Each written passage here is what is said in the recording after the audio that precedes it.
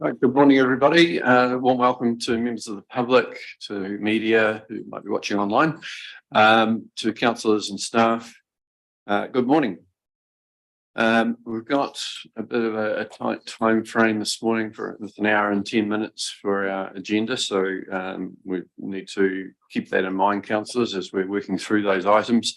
We do have one member of the public speaking at Public Forum, and Ray Henderson. So Ray, if you'd like to take a seat, just that one there, you can be Mandy today, that'd be great. Just when you're ready, just press the silver button on the right hand side there. Yeah. So we'll just before we do that, we've note there's no apologies. Councillor Cowles is joining online and just asked, has we got any declarations of interest? Okay, right. So on to you, Ray, when you're ready. Right, good morning, everybody. The item I was going to speak on is regarding the fees and charges as in the agenda, item 5.2.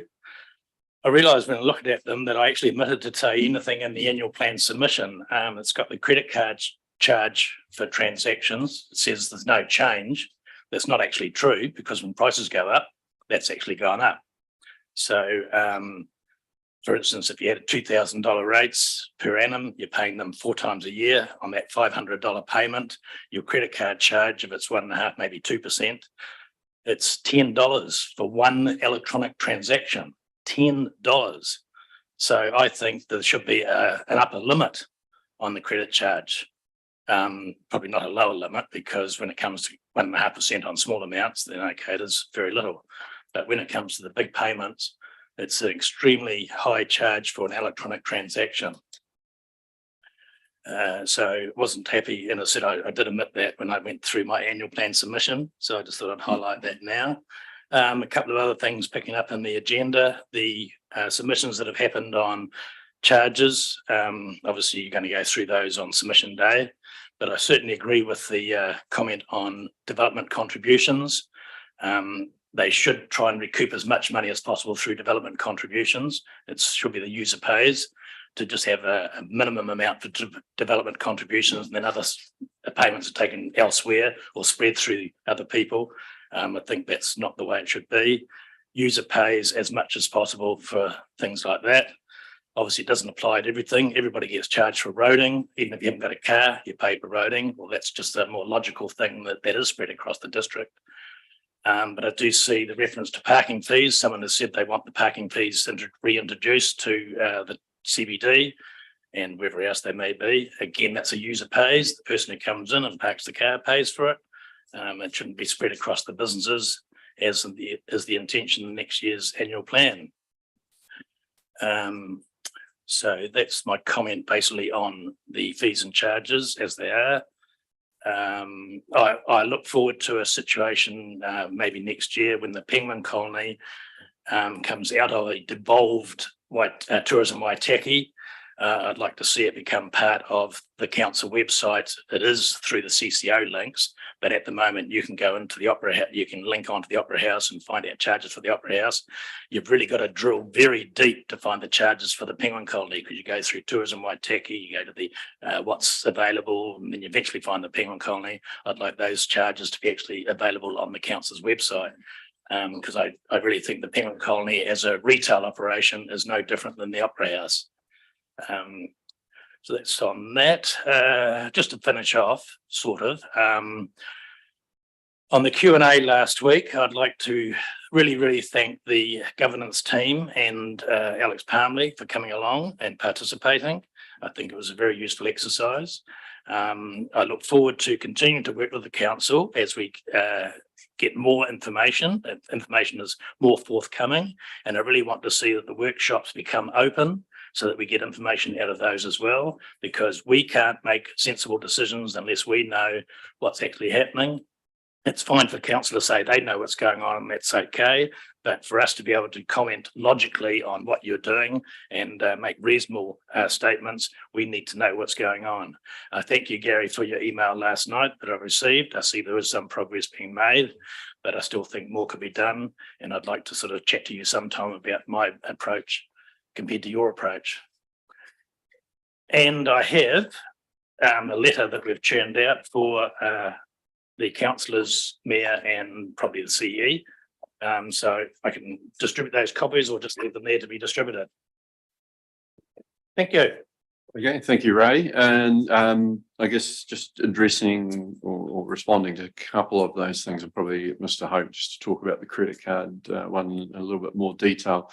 As you picked up, essentially the no change refers to there's no change in the percentage surcharge. But obviously, yeah, if the dollar amount changes, there's a change in how many dollars are paid. Paul, do you have any comment on what that rate is and why it's there? Yeah, that charge is purely to recover the cost that we get charged by the credit card companies when people choose to use that method of payment. That's a council decision probably made a number of years ago in relation to fully recovering the fees that we are charged.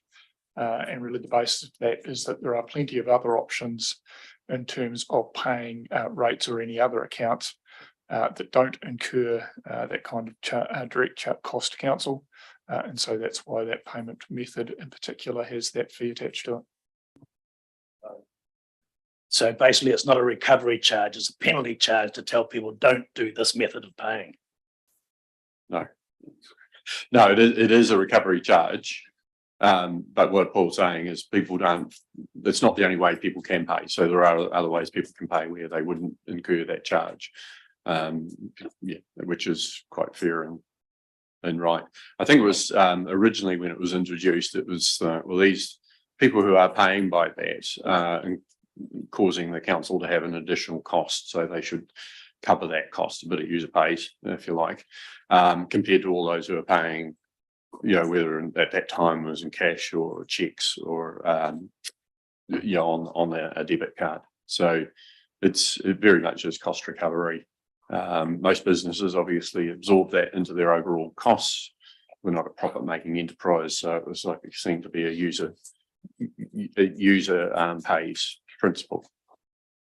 I can't believe in these days of electronics that $10 is the cost for one transaction. That's just farcical. You should put a car on your credit card or something like that. I mean, it just, as you said, it depends on how much you put on, and the more you put on, the higher the dollar cost. But the higher the dollar cost is to the council and to all ratepayers if it's not recovered. And you talked about DCs, and I'll go on to those. DCs are a bit of an element of user pays. So people, when they do a subdivision, they pay a development contribution for water and wastewater. When someone goes to build a house, they pay a development contribution for roading. Those are set at levels which are designed to cover the costs of growth, because that's what development contributions are for. In addition to paying that development contribution for water and wastewater, they also have to pay to get that service connected to the boundary, and any connection charges and so forth. So there's physical costs as well that people do pay, and they absolutely can be changed and so on, but they are based on what the level of growth is expected and what that's expected to cost, and then divide by how much capacity is there to recover it. So it's, yeah, we can talk about that in more detail later if you want. So anyway, yeah, thanks very much, Ray. Does the councillors have any questions or comment?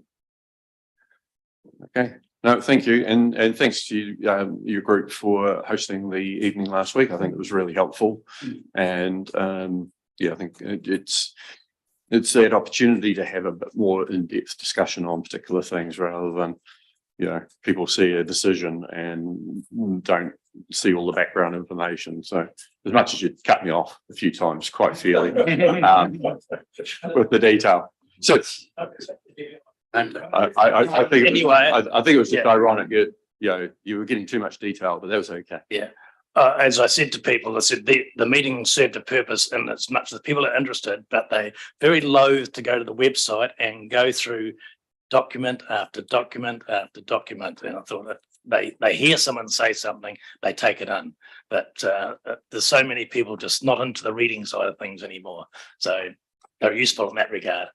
But I do tell people that they should go to the website and actually spend a bit of time going through it. It's fun. In the eye of the beholder. Just on the Oblique Penguin Colony, I mean, they have their own full website. That's pretty easy. And as you'd expect for a tourism attraction, that's important because that's where what a visitor will be looking for. But we'll check whether there's a link from our website to that and whether that should be added. But yeah. So thank you very much. Okay. Councillors, get on to item 4.1, public minutes from the council meeting on the 28th of March. So I want to move Councillor Hopkins and secondly Councillor Linwood. Comments? Yeah, let me go through very briefly two minor corrections. On page 9, item 521. I think that sentence would read better if it said Chief Executive Alex Palmley told or advised the meeting rather than briefed.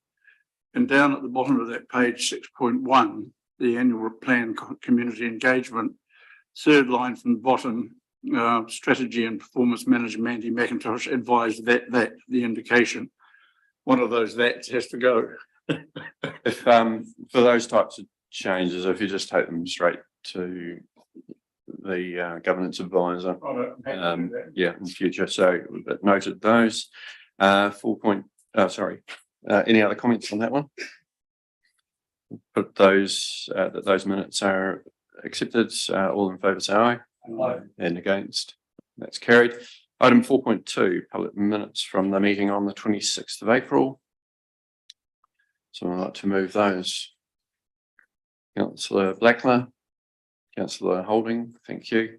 Any comments on them? Okay, I shall put those. All in favour say aye. And against. That's carried. Moving on to item 5.1, the late annual report. We've got Mr. Rudy Tomlinson joining us online, the auditor, so from Audit New Zealand. So welcome, Rudy. Thank you.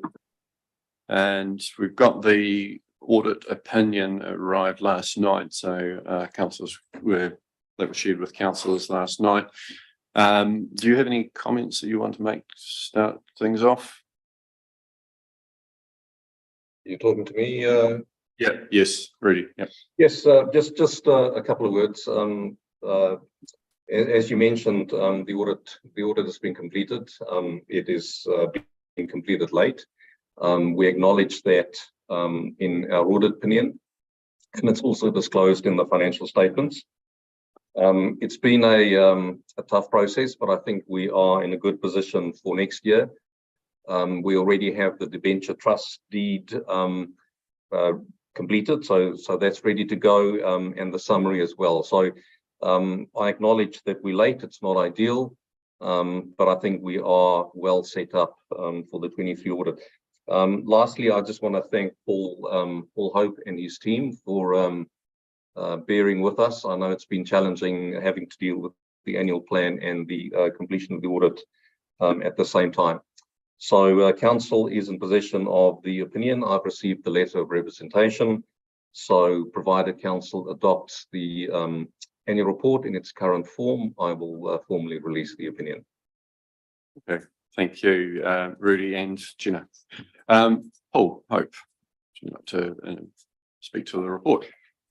Yeah, thank you, and we certainly acknowledge the efforts of the team from Audit New Zealand, and Jenna Hills, the manager of the audit, is the other person that you can see on screen. She's been very helpful working through this process. Rudy didn't mention it, but yeah, it is a qualified audit opinion. This is not a surprise. The matter that relates to is the auditors formed the view based on sort of work that was undertaken that there was the potential for a material variation in the value of some of the assets that we're carrying. To resolve that issue would have required a full revaluation of both the roading assets and the 3 water assets. Really, this matter was, really discussed with the team, with the auditors, and then with Chair Parr, Deputy Chair Parr, and with the Mayor and with the Chief Executive. And the decision was made not to do a full revaluation because of the very considerable effort that is required to do that. The expense, the likely timing of a revaluation, we'd still be working on it. So, there was the real prospect of probably having an audit opinion in not only essentially a whole financial year late, and really the issue is going to be addressed at the end of this financial year when the roading assets are revalued in the cycle. So that is the reason for the qualified opinion. In terms of the result that we would have seen, if we'd have done all of that work, we probably would have seen a further increase in the level of depreciation shown in the comprehensive revenue expenditure statement, and also a significant growth in the already $1 billion worth of assets that council owns. So that'll be resolved at the end of this year.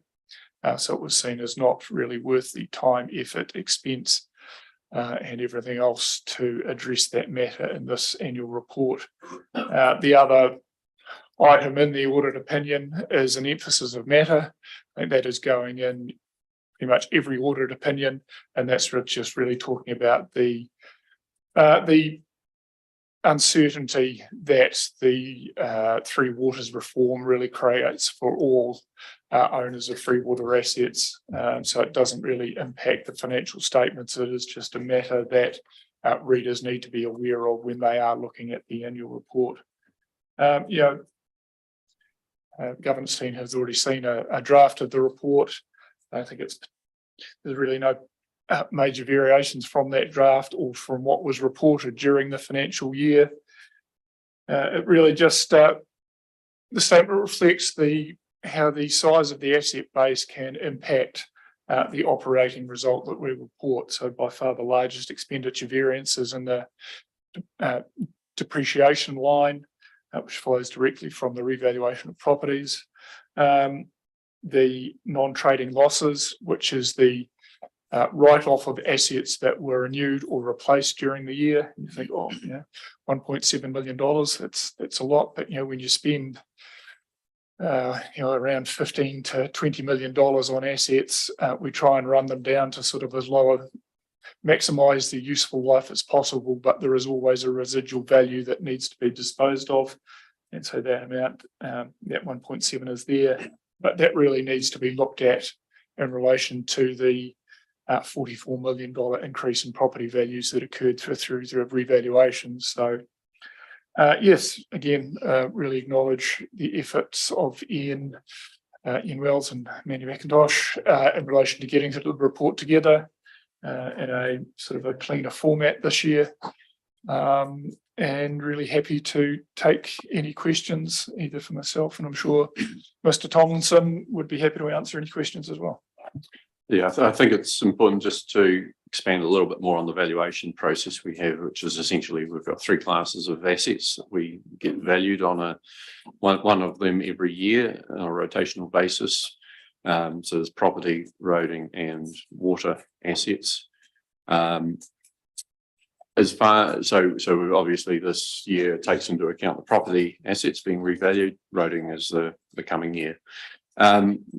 Just to get an idea of what the cost is to do those revaluations, what would it be for water and roading to do those ones on top of what we're already doing? An external cost, it's generally between $30,000 and $40,000, and then a very significant amount of staff time. Actually, we do most of the work, and then they are signed off by an appropriately qualified valuer, and then processed into all of the financial systems and the asset management system. So it's a very significant exercise that really causes the greatest amount of heartache on both sides in terms of getting the annual report together. Is it 30 to 40 for each? Okay. Just gives it context. Thank you. Okay, councillors, Councillor Holding. Thank you, Mayor Kircher. I just had a question for you, Rudy. Welcome this morning.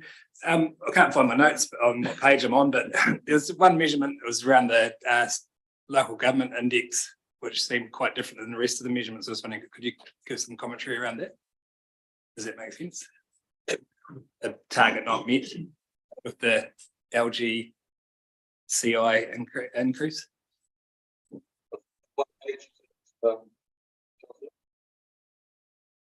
What page, I think you Oh, said. sorry, couldn't hear you too much there, Rudy, but if it was what page, I think Jeremy can't find the page, so. I'm wondering whether Mr. Wells, who's got his hand up, might be wanting to answer that one. So this is one of our measures that were set in the LTP, where rates increases wouldn't exceed the level of the local government cost index. The local government cost index, when we prepared the LTP, was in the range of 2 to 2.5%. You'll be aware that inflation has taken off like a rocket. And as a result, our rate increase for the year 2022 exceeded, the LGCI that was projected, our rate increase exceeded that because of the necessities of continuing to run the business, basically. And this was signed off when we did the 22 annual plan. Thank you. Any other questions, Councillor Hopkins? Yeah, probably a couple of questions one question for Ian and/or Paul, and one from Andy, and also a question about the summary, which we've also had tabled today. I'm just looking at these benchmark figures. We breached our own benchmark affordability in 2021. We've also page 26 shows that for 5 years we've breached our own benchmarks with regard to balanced budgets. And page 28, cash flow from operations, the same. How concerning is that? And what, if any, I mean, I suppose it's up to us as much as anyone, but how are we going to actually get back to being within our own benchmarks in those areas? Well, those benchmarks really are measures that we've picked in order to review our own operations. There are many other measures that we haven't picked that show us in a better light. But in order to remain consistent, we carry on reporting against those measures. When we set the next LTP, we may review those measures, we may change them or introduce new ones. But at this point, those are the measures that we are required to review ourselves against, because we must always come back to the annual plan or LTP. I hope that's helpful, but it is what it is. No, look, I accept that, but the point is it's now a public document, and people are going to see that, and I'm sure it will jump out and concern some. So, I mean, I think that to the extent that it's there, we need to actually acknowledge that we haven't delivered as we should have, and that we are going to actually implement measures that will endeavour to actually ensure that we do operate within our own benchmarks. Is that a fair comment? Yeah, I think that is a fair comment. And when we get into the meat of the 23-24 annual plan, this is a discussion that we can take further in regard to that. And that is an opportunity to review and revise those measures and set them accordingly. Mr. Bumley. Oh, sorry. Yeah, I was just going to come in and respond to part of that. I mean, some of those measures in there are revealing what we've already discussed before in terms of the need for transformation and, you know, living within our community's means and making sure, you know, that we are able to do that by being more efficient. But one of the things we are going to do as well is look at our financial strategy as part of that. And I'd be expecting that, you know, those measures there would be part of the consideration in terms of how do we address that so we do have balanced budgets and we are able to operate financially within our community's means. Thank you. Look, Mikesh, if I may, just a question to Mandy. On page 69, there's a reference under the water information to a Hine Karako code, and I just wondered if that could be a translation or explanation of that could be provided. And with regard to the annual plan summary, can we talk about that now, or because it's part of the same document or same set of documents? Yeah, just bear in mind our time overall. Thanks. Well, all I Councillor. want to say is this, that on page 40, it just says that there's a legal breach and that we didn't complete the annual report in time. What the full annual report says is that this is because the audit office didn't have auditors and they didn't do it. I would like to see that sentence added to the summary as well, because the way it reads at the moment, it looks as though it was our gaffe and it wasn't. Correct. If I can just add to that, the summary annual report has not yet been finally audited and I'm working through the auditor's changes. There are a number of them, mainly around words and attempting to align the final version of the summary with the full version of the annual report. So I'm sure that the auditors have picked that up and it will be corrected. And if they haven't corrected, I will correct it myself. Thank you. Yeah, note 35 on the main document does explain that it's with the reasons behind that, it does need to be transferred over to the other Yes, correct. summary document. Okay, anything else, councillors? Okay, would someone like to move that we adopt the annual report? Councillor Hopkins, Deputy Mayor Halali. Any further comment? Okay, I'll put it, those in favour, please say aye. Aye. And against, that's carried.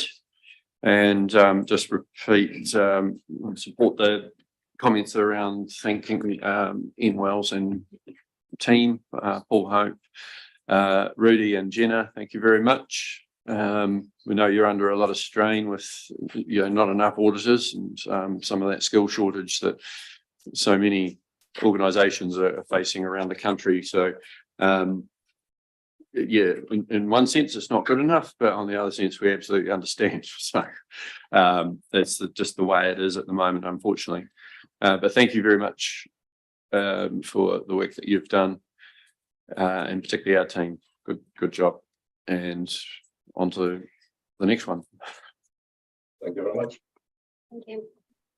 Okay. Right, councillors, we'll now move on to item 5.3, the 5.2, the fees and charges. And Mandy, are you here to speak about that? Okay. Thank you, Mayor Ketcher. Yes, you've got the report there and I'll take that as read. Basically, with our fees and charges, they can be reviewed at any time during the year. We traditionally try and keep it in alignment with our annual plan or long-term plan reviews. However, there are certain fees and charges that have a requirement to be notified or done in a certain way, depending on bylaws or other matters. For this purpose, we have brought this adoption of the fees and charges forward, and that's based on the review of the dog registration fees. They require notification to dog owners a month prior to the new fee charges taking place. So letters to dog owners go out in May, at the end of May, to allow that 30-day notification of the dog registration changes. So we've proposed changes in here on that. As we've seen, we've received 248 submissions through the annual plan process, and of those, only 5 were addressing the fees and charges. And thank you to Mr. Henderson for his comments made this morning in support of some of those submissions made.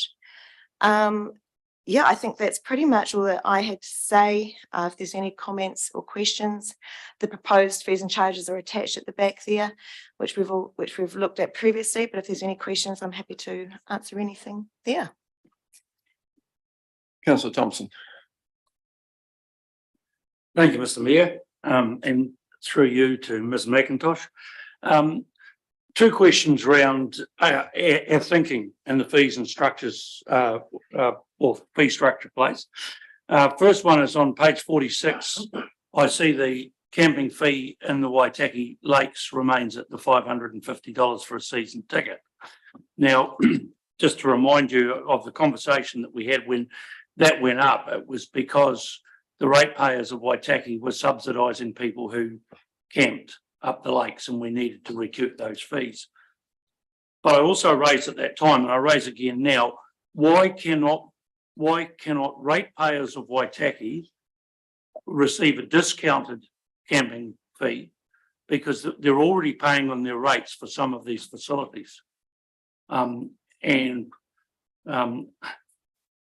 To me, it would be a simple case of when someone was coming in to pay their fees, if they presented their rate demand to say that they lived in a salubrious place like Dunback, that they could get a discount. The second one is around the dog registration. I note that the reasoning is fees have not been adjusted for 7 years. I believe that's a cost plus mentality, and maybe we actually need to be looking, and I would suggest to you that instead of as a working dog owner, why am I not registered as a competent owner and the dogs are irrelevant, a la my firearms license?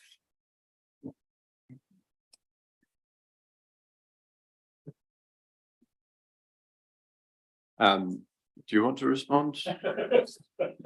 I'll leave that in your good hands.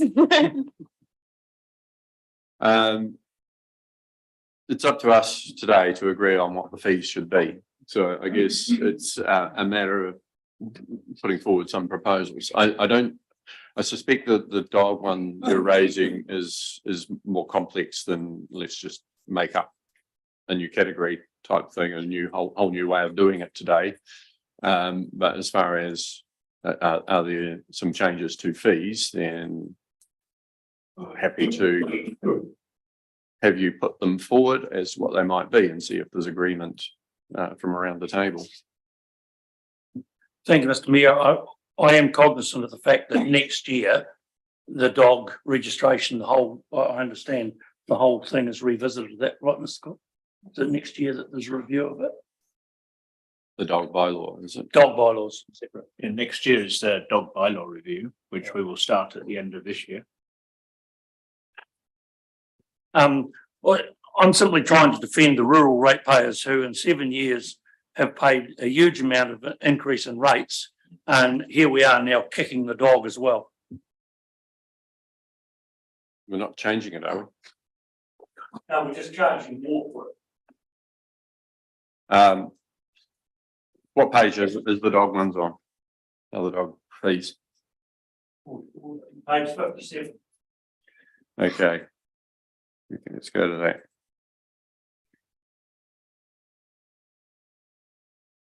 Right, so, yeah. Does Mr. Cook know whether, how that budget is running overall on an annual basis? Well, I know how the budget is run, but I don't necessarily have it in front of me to explain here.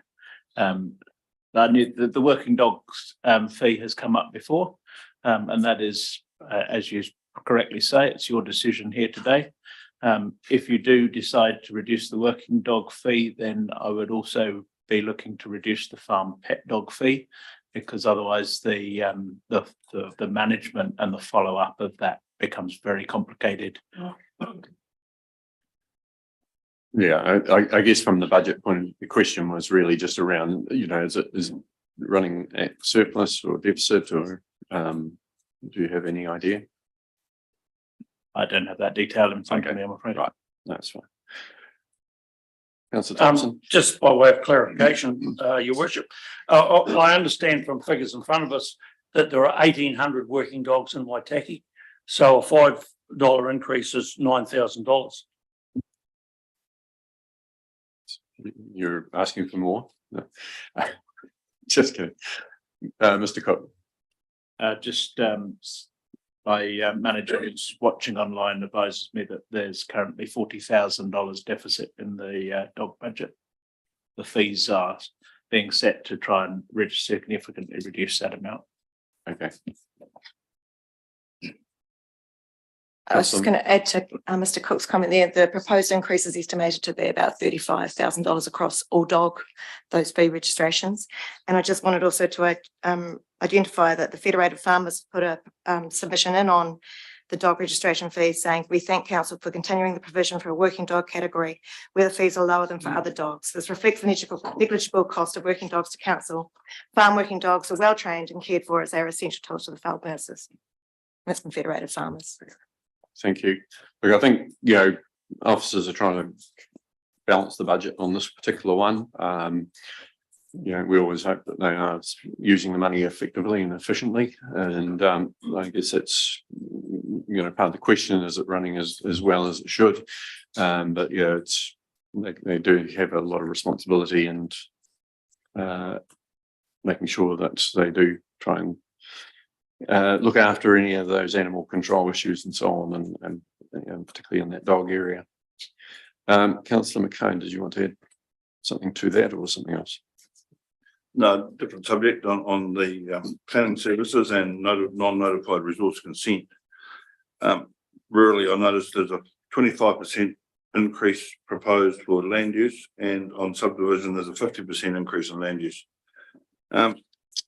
In a lot of respects with the rules side and the rezoning and some of this outstanding natural landscapes and significant natural landscapes, that's actually going to affect landowners straight away, because they're actually going to have to apply for it if they wish to do something different to those zoned lands. Is there a plan or a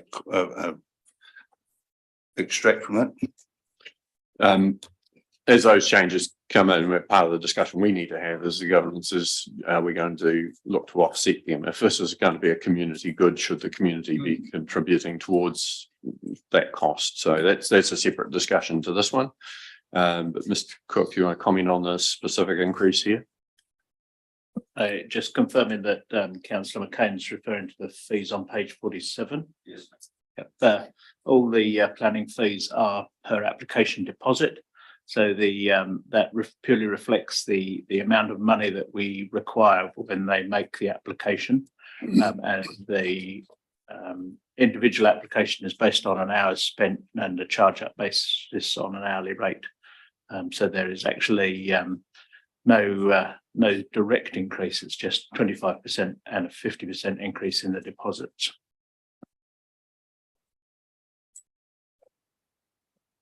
Okay. Councillor Holding. Roger, just some commentary on the heater there. There's an 80% increase. Is that an unintended consequence of the building set 0 to 5,000, or is that actually straight cost recovery? Not page. Page. So building consents have heaters or fires. Yes, the consent application fee for the solid fuel heater we have discussed in the past, and at previous fee increases. At the previous rate we were losing money, and so we took the opportunity to review the cost based on the hourly rate, and that's what they come out to, and we've aligned that with the up to $5,000 building consent fee, because most of the applications come in at $5,000 value. Okay. Deputy Mayor Halilele. Just in regards to cemetery and service fees on page 45.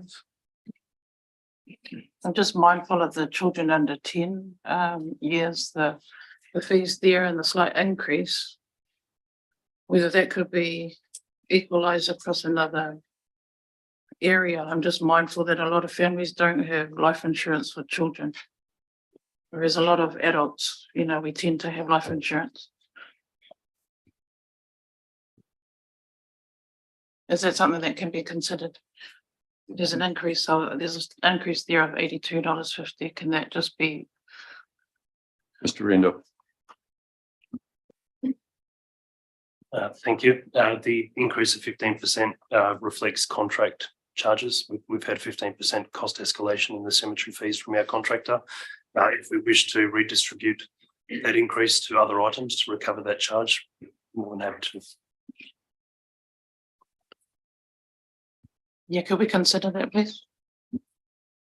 I think, I mean, the number of interments we would have for that category, children under 10, will be very small. And so I think,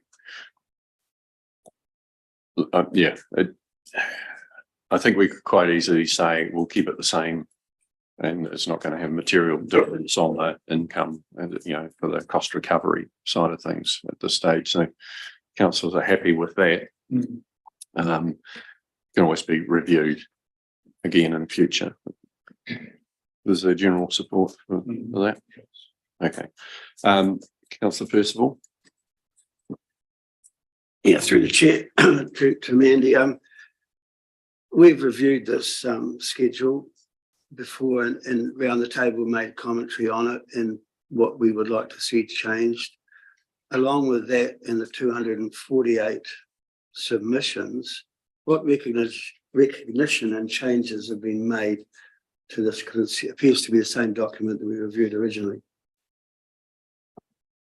There has been a number of other changes since it was first reviewed. Earlier discussions we had on this, officers were directed to go back to managers and identify other areas where fees could be increased or needed to be altered to bring in line with additional costs throughout the business. So we have since then reviewed the building fees, which were previously not done. And we looked at a number of the other areas. Every manager has been approached to look thoroughly at that to see whether we can improve our revenue lines based on those cost recoveries that we need to make based on the increase in cost to our business.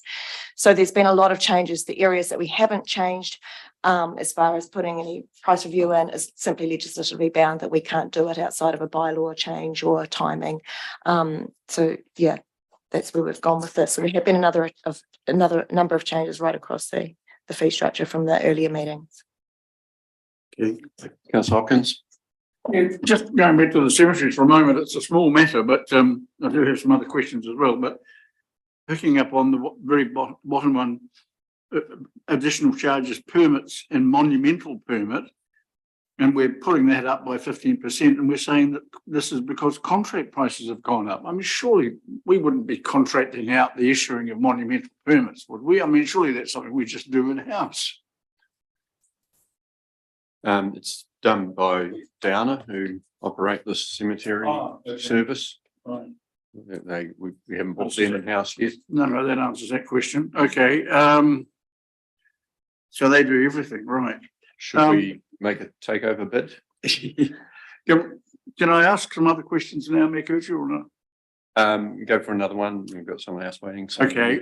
Well, look, the other one, I'm just with on page 37, the swimming charges. I have concerns about putting up the cost for children per swim and the $10 concession and so forth.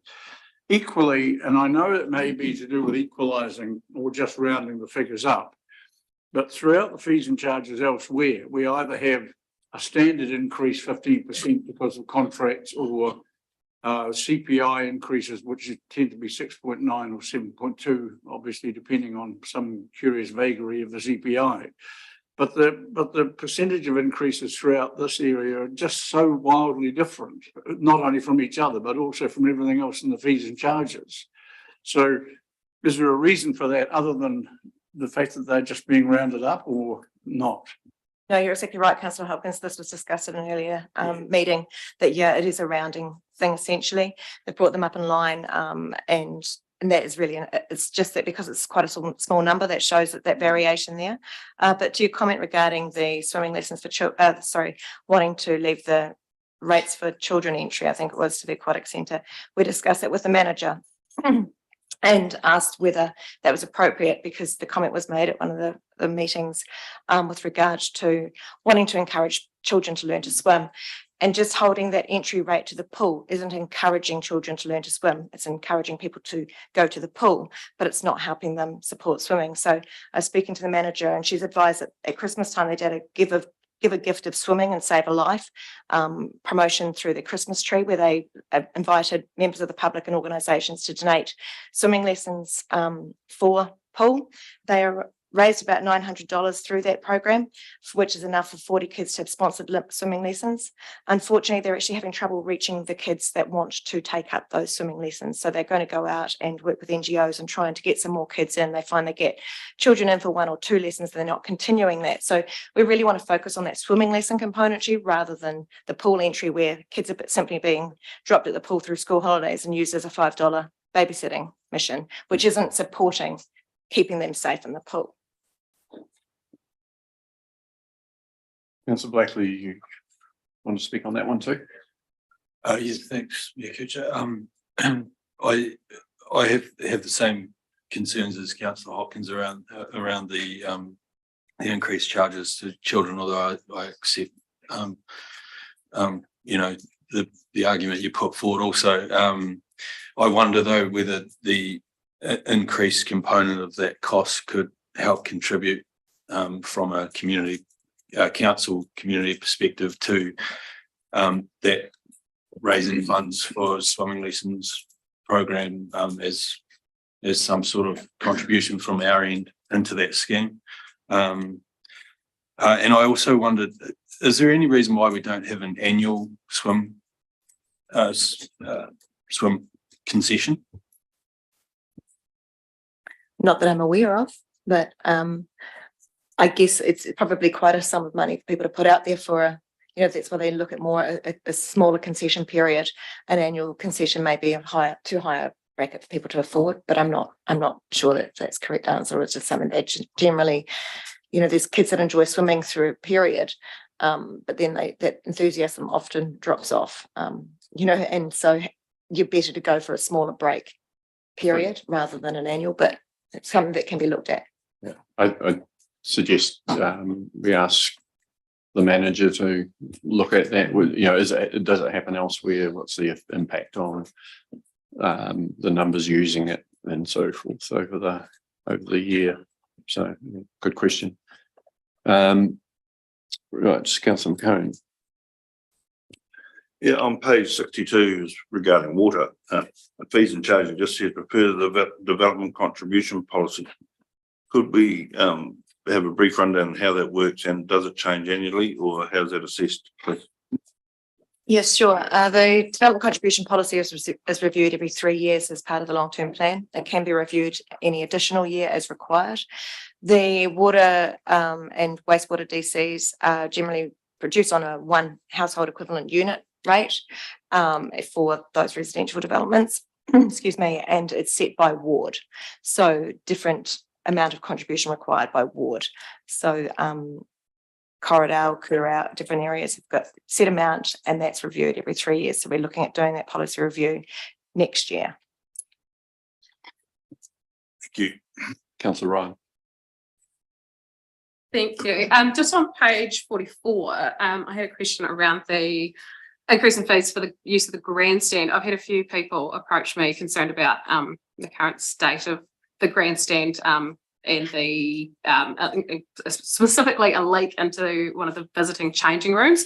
So I was just wondering whether that was going to be addressed. I just was maybe feeling slightly uncomfortable about increasing the fees there given the current state of the changing rooms. I'm personally unaware of any program of work in that area. I can't make any comment to that right now, but I can come back to you after speaking with the manager of that facility. Councillor Hopkins, another one. Yeah, thank you, Mayor Kitcher. Page 49, the Holmes Wharf charges. I note that they've gone up, and that the logic for that is the very considerable amount of money that's been spent, $1 million plus on Holmes Wharf. But I'm just wondering if it's time to actually dispense with the distinction between the mooring charge for a ratepayer relative to the non-ratepayer. Seems to me a boat is a boat is a boat, and they occupy the same amount of space. And once you've got a mooring there, no one else can have it or use it. I'm wondering if we shouldn't just have a standard charge across the board. Do you have a comment? This is something I raised in our earlier session, and that they should be brought closer together, if not the same. And the response has been to increase them both for 50%, which actually makes it from a dollar difference even more separate. My proposal was to say meet somewhere in the middle, which was basically around about $700. So at the moment, we've got a bit of a black market goes on with the moorings. It pays quite a significant amount to buy a mooring space from whoever's had it in the past. And you know, that's quite a large number. But we're spending millions of dollars on improving and looking after that area around on the breakwater, making sure that it's doing its job, and those boats all benefit from that. It's great that we've got the boats there, but equally, I think it's the time for them to pay a fairer share of that. It's still highly subsidised. It's not going to be covering the cost by any means, but a fee, like suggested, of $700 for a mooring per annum is it's not bad for being able to park your boat there for year round. But happy to get any feedback from councillors, whether you're supportive of that or have any other idea. Well, yeah. Thank you. The only comment I would make is maybe we that's something that could be confirmed following advice from officers subsequently. I mean, whether it's 700 or 750 or 800, I mean, I guess it's just to some extent what you're saying is pick a number. And I'm not uncomfortable with that, but it might be nice to know, to have some sort of at least cursory analysis of that number as against any other. That's all. Mr. Rendell's comment on that. Thank you, Mayor Kircher. As you've already outlined, the cost of providing this service is heavily subsidised by the ratepayers. Certainly, we don't recoup our costs to provide this service. The reason that there's a ratepayer, non-ratepayer split is, as Councillor Thompson put forward, the notion of ratepayers already paying towards the service, then achieving a discount on when they utilise that service, similar to what was proposed for the camps. If we wish to have a flatline rate, certainly we can. What number you pick is really up to you. We won't be going close to recouping the cost for that service unless there's a multiple 100% increase over the course of those fees, which I don't think we can sustain in a single year. Yeah, I think what Councillor Thompson was proposing around camping is there's a lot of our locals go camping around our lakes, so there's a lot of people who are contributing through rates. Here we're talking about 25, 30 boats. There's not, whereas everyone's contributing towards the cost of the harbour, and only 20 or 30 people have got that benefit. So I think the reasoning for a local rate is less in this case. It's a traditional thing. But it's not no reason to. As much as we've got a Victorian harbour, we don't need Victorian pricing, perhaps. Just a question, if I may. Just a question. I thought the moorings were the purview of the harbour master and or the ORC, and that we may be the collecting agent, but we don't actually get the money from the moorings, which has always galled me in the past. Is that not the case anymore? Through you, Mr. Chair. Some of the moorings council own and lease accordingly. Others individuals own, and yes, ORC, it is the purview of ORC to look after the moorings and the harbour as a whole. Okay, but we get the rental as the port operator. Councillor Linwood. Just to change the subject a wee bit, on page. Sorry, I'll just get whether there's agreement on this particular change. Councillors. I'll be happy. This is one more. Yes, Councillor Blackler.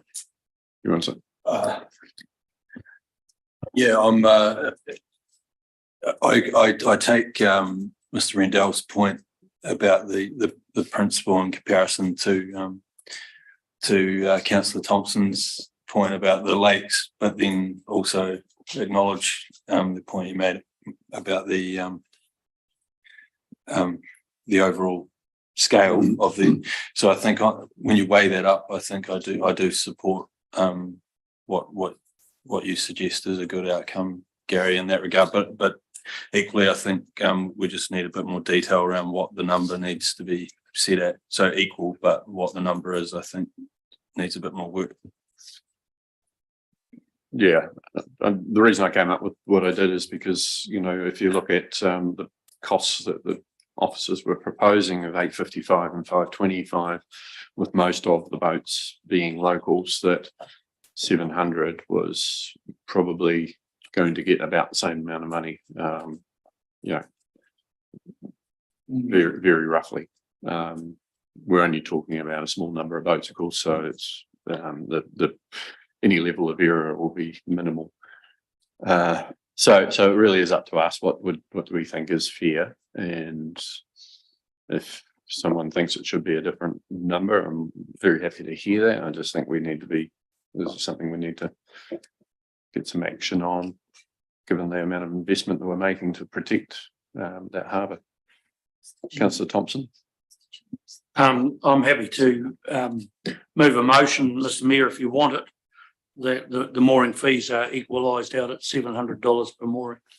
Okay. Right. Councillor Holding. I think I'd rather see personally for me to see some more information what it means. I can't garner what that means from these figures up to the total take. So I kind of do sympathise with the people that have big rates here to put the breakwater and the redecking and those projects. Oh, yeah, I mean, it's only, the cost of those is in the millions, and the cost of the revenue from moorings is going to be, 20-something $1,000 if we put it up. So, this is a contribution, but it's by no means, covering costs. But we don't want to be unreasonable either. It hasn't changed significantly for quite some time. So, I mean, we can ask for it to come back to us if councillors wish, or we can just go with this. I think perhaps if we're happy to say 700 at the moment, and if there's anything material that needs to come back, we can look at that at the next meeting. Mr. Rendell. Sorry, further to that, if we wish to remove the non-ratepayer charge from harbour moorings, should we also do the same for the berths?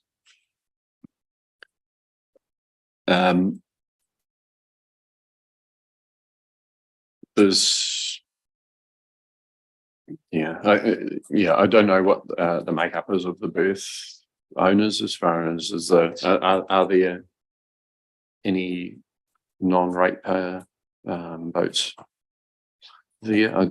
They tend to be more the commercial fishermen and so forth, and it's understanding, it's a bit of a different dynamic to the moorings as I see it. That perhaps we get more information on that. That's certainly not my proposal to change those at the moment, because there's some quite substantial increases there already. Councillor Hopkins. I was just going to say that apropos of the wharf itself, the officer explanation is that wharf berth fees were not increased last year. Holmes Wharf is undergoing substantial upgrade, enhancing use and provision of services used. This is an exclusive use and should not be subsidised by the ratepayer. So there's a very specific reference there to that there being no subsidy from the ratepayer. So from looking at the fact that the wharf cost upgrade, or the cost of the wharf upgrade does and has sat with ratepayers and is sitting with ratepayers, then that distinction to my mind makes more sense there, particularly in relation to the officer's own rationale for the increases. Okay. Well, we can get more information, come back if officers think that's worth looking at. Okay, sorry, Councillor Longwood. Okay. What page are you on? I am looking at page 42. Just in regards to the Opera House, is there a reason why the commercial rates haven't gone up? Sorry, I'm unaware of the reason why. They were reviewed, and the decision to hold, I think possibly to do with the fact with recovery from COVID, they haven't put those rates up to try and get users back in, but that would be the only answer I could give without further information on that. Councillor Thompson. Just a procedural question, Mr. Mayor. I moved the motion. Has it lapsed because no one seconded it, or are we just moving on? Sorry, I didn't actually. I told myself in my head what we were doing with that, which is basically we're going to have that at $700 when we actually have the full motion for all of these wee changes. I do have two other bits that I want to comment on. One's around the parks and so forth. We talk about having a negotiated rate if there's the users commercial users for more than 5 consecutive days. I think we should just take out the consecutive. I think if anyone's renting it for 5 days and has got an arrangement, then it gets negotiated. And if there's a bit more work because they've got to set up and we've got to check it every time, then that gets taken into account as part of the negotiation. Or if they set up, we check it once at the start and they're there for 5 days. They all get negotiated. So I think whatever the actual costs of them being there can just be taken into account as part of that negotiation. And so suggest we get rid of the consecutive. That makes no material difference, but it does actually bring the opportunity in to have a slightly more commercial view of working with people to see, to get maximize the revenue out of those opportunities when they're there. Councillor Blackley, did you have your hand up? No. Oh, sorry. Okay. No, I support that. Okay. And the other is on the daily ticket for camping. The proposal is to go from 25 to 30.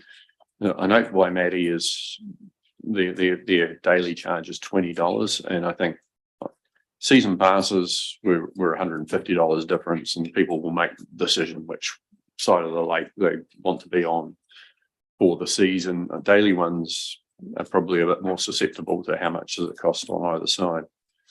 And my concern is that $30 will, if it's $10 different to the other side, people say, well, we're just here for a few days, so we're just going to stay on the Waitaki side. But happy to get thoughts from anyone. So leave it at 25. It's recognising we're definitely the better side to be on.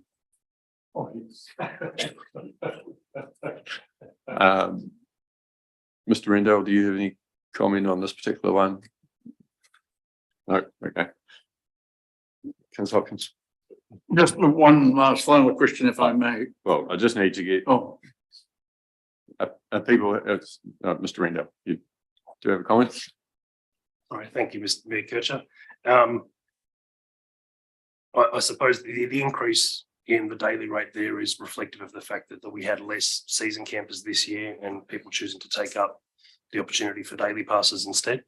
That peak period through the Christmas period, we often get a lot of people coming in and they're choosing instead to buy daily tickets instead of a season ticket. So the increase was born according to that. There is a cost to these. As we already know, the ratepayers heavily subsidise this service. So it was just an effort to try to recoup some of those costs back. Yeah.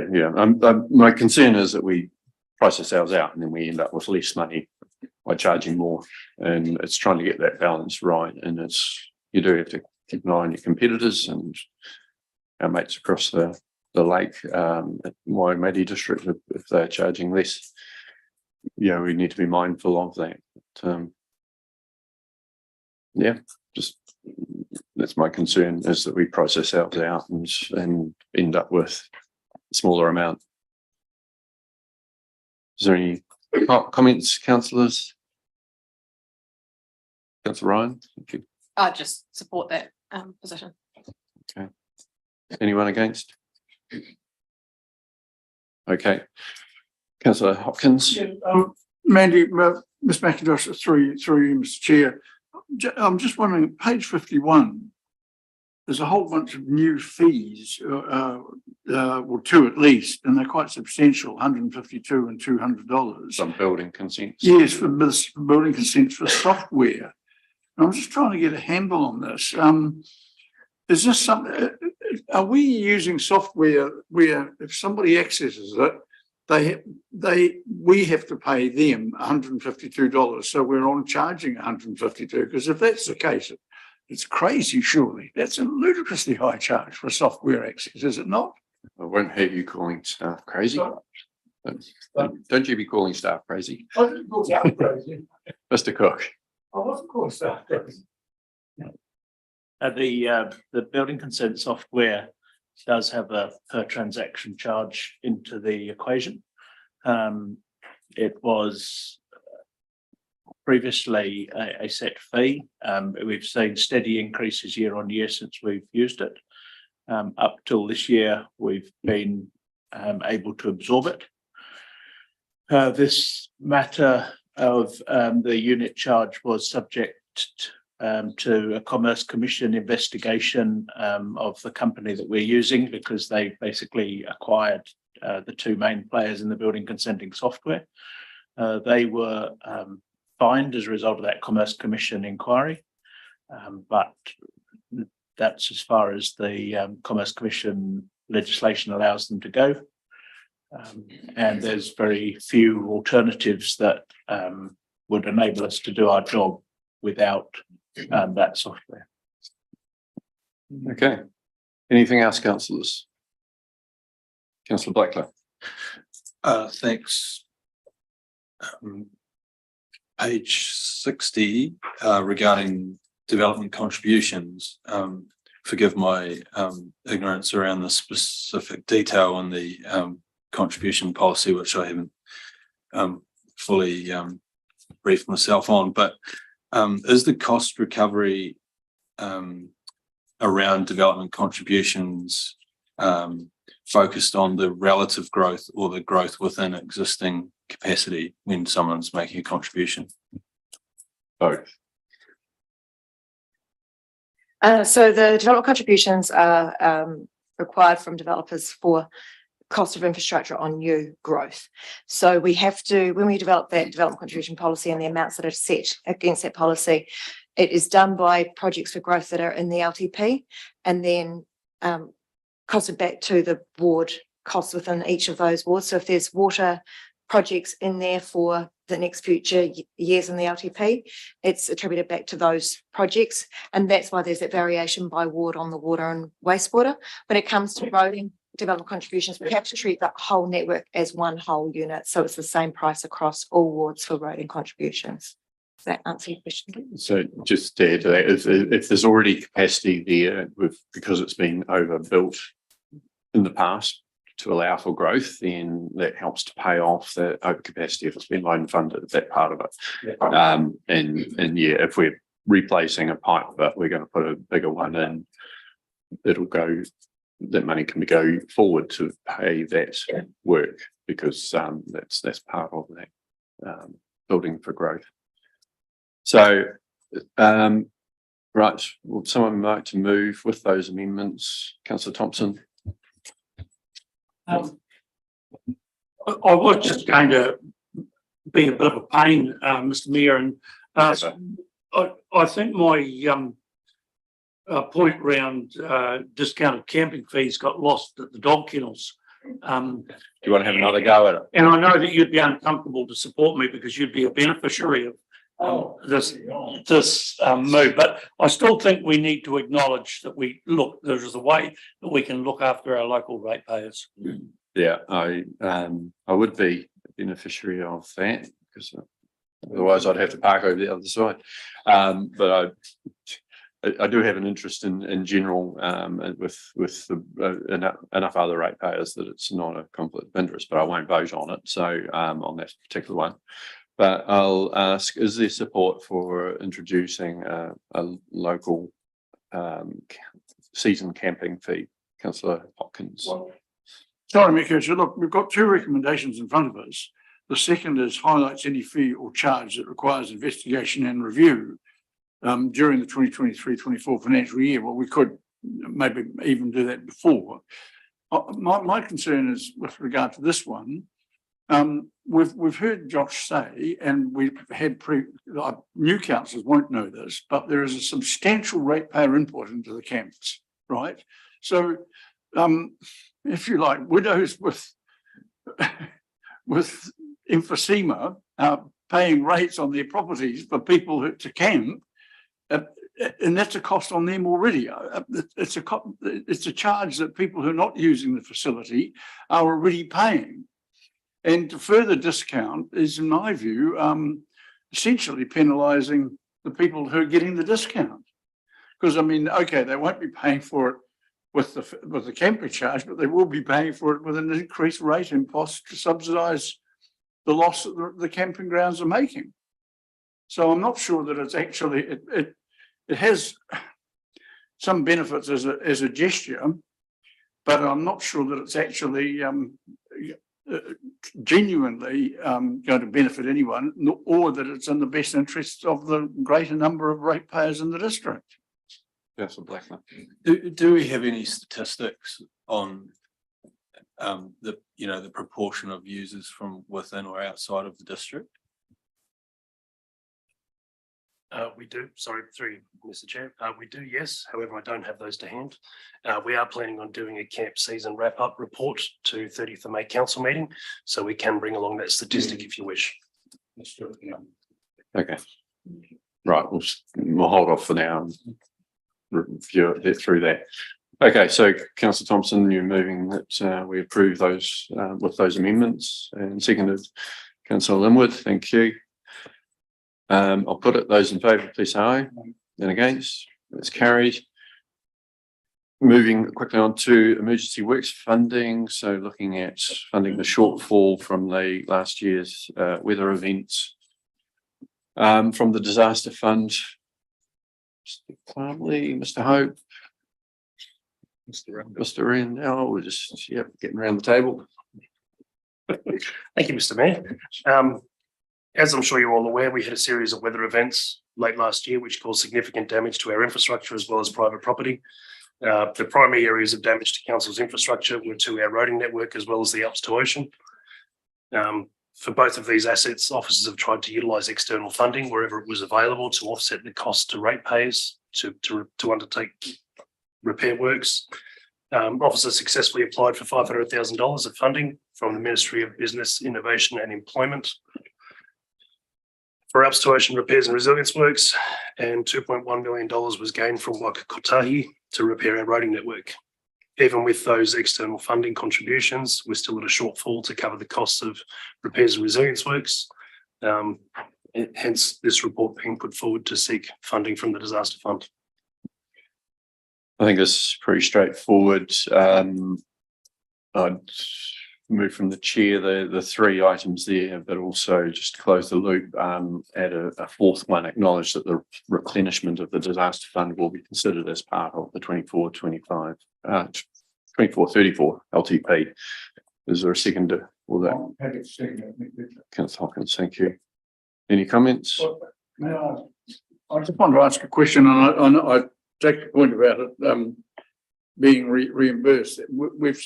So the public know as much as anyone, we haven't been funding the disaster fund for some years now, have we? Because we've chosen to use an insurance, local government insurance, as protection in the event of disasters in the future. So are we intending, there's still going to be 1.7 million in it, are we intending to top it up, or? That's the fourth one, which will be the replenishment as part of the 24-34 long-term plan. Oh, that was your fourth? That was a fourth. It describes that in the report. I just wanted to make sure we were very clear on that, and as part of the overall resolution that we are saying that's what's going to be happening as we look at that.